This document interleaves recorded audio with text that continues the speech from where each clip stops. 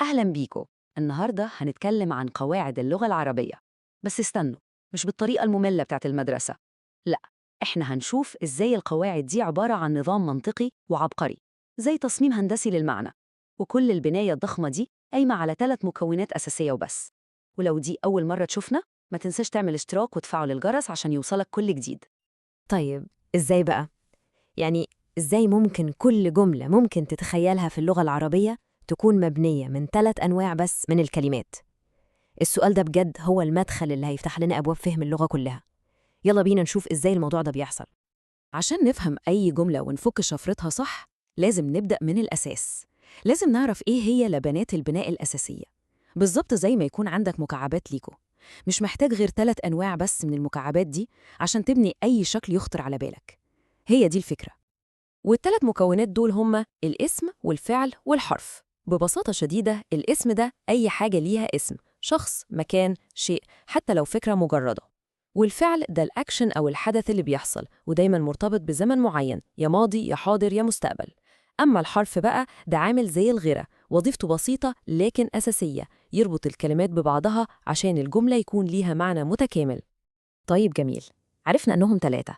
بس السؤال الأهم، إزاي نفرق بينهم بسهولة من غير ما نتعب؟ هنا بقى يجي دور صندوق الأدوات بتاعنا. شوية اختبارات بسيطة وسريعة هتخلي أي حد فينا يبقى زي المحقق النحوي ويحدد نوع الكلمة في لمح البصر. أول أداة معانا وأشهرها على الإطلاق هي اختبار ال. القاعدة بسيطة جدا. لو الكلمة ينفع تحط قبلها ال ويبقى ليها معنى، تبقى اسم وانت مغمض. مثلا كلمة مكتب، جرب كده. المكتب نفعت طبعا، يبقى دي اسم على طول. حلو قوي. طب والأفعال نعرفها إزاي؟ عندنا ليها اختبار مخصوص، اختبار السين. لو عندك فعل وشاكك إنه مضارع، حط قبله حرف السين، س. لو المعنى استقام وبقى يدل على المستقبل، يبقى ده فعل مضارع 100%. زي مثلا يكتب، حط قبلها س، هتبقى سيكتب. تمام. بس خد بالك، الاختبار ده بتاع الأفعال المضارعة بس. ولسه في أدوات تانية في الصندوق بتاعنا.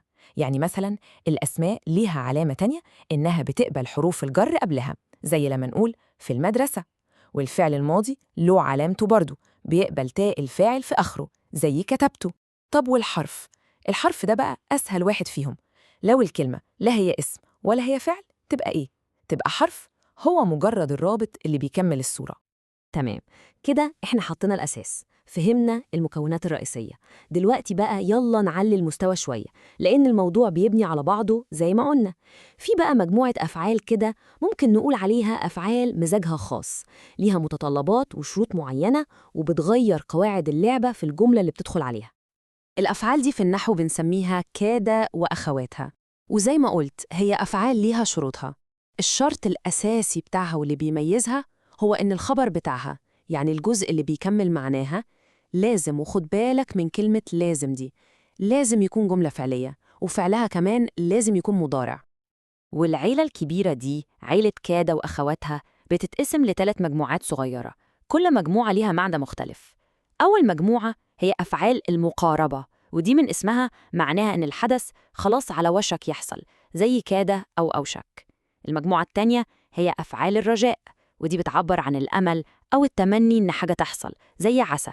والتالتة هي أفعال الشروع، ودي بقى بتدل على إن الحدث بدأ فعلا يحصل، زي بدأ وشرع. ودلوقتي وصلنا لأهم جزء في القصة كلها. في رابط صغير كده اسمه أن. الرابط ده ليه قواعد صارمة جدا ومنظمة بشكل بديع لما بيجي مع عالة الأفعال اللي بنتكلم عنها دي. بص بقى على النظام الجميل ده، الموضوع مش عشوائي خالص. الجدول ده بيلخص لنا القصة كلها. مع أفعال زي كاد وقرب، استخدام أن بيكون قليل، يعني ممكن تيجي وممكن لأ.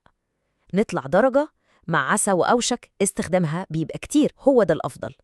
نطلع كمان درجة، مع حرى وخلولقة، الموضوع هنا بقى إجباري، لازم أن تيجي وإلا الجملة تبقى غلط. أما بقى مع أفعال الشروع فالموضوع ممنوع تماماً. شايفين التدرج المنطقي ده؟ من قليل لكتير، لواجب لممنوع. طيب، في نقطة مهمة جدا لازم نوضحها.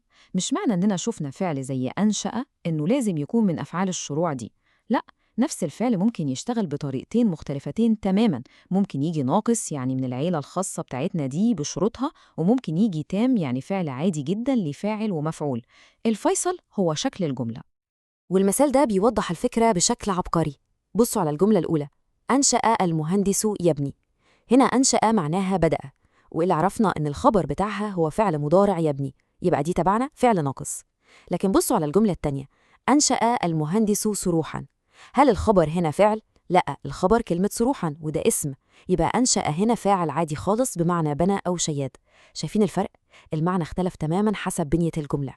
وبكده الدايرة بتكتمل وبنرجع تاني للفكرة الأساسية اللي بدأنا بيها، إن قواعد النحو دي مش مجرد شوية قوانين جافة بنحفظها، لا، دي هي المخطط الهندسي، هي الخريطة اللي بتورينا إزاي المعنى بيتبني وإزاي نقدر نعبر عن أدق الأفكار. لأن القواعد دي مش حاجز بيخوفنا من اللغة، بالعكس دي المفتاح اللي بيخلينا نستمتع بثراء اللغة ودقتها. لما نفهمها بنقدر نميز بين الفروقات البسيطة جدا في المعنى، زي الفرق بين إنك تقول الولد كاد يقع والولد بدأ يقع. فرق بسيط في الكلمة لكن فرق كبير جدا في المعنى. وده بيخلينا نسأل نفسنا سؤال أخير. بعد ما شفنا المخطط العبقري ده في اللغة العربية، يا ترى القواعد النحوية في لغتنا أو أي لغة تانية بنتكلمها بتشكل إزاي نظرتنا للعالم وطريقة تعبيرنا عنه؟ أحب أعرف رأيكم في المحتوى ده. لو عجبكم ادعمونا بلايك واكتبوا رأيكم في التعليقات، ولو حابين ترشحوا موضوعات معينة للحلقات الجاية اكتبوها لنا وهنحاول نلبيها في أقرب وقت. وطبعاً ما تنسوش الاشتراك في القناة وتفعيل الجرس. وإلى هنا بتنتهي حلقتنا الممتعة، ولحد ما نتقابل في الحلقة الجاية لكم مني أطيب المنى. سلام.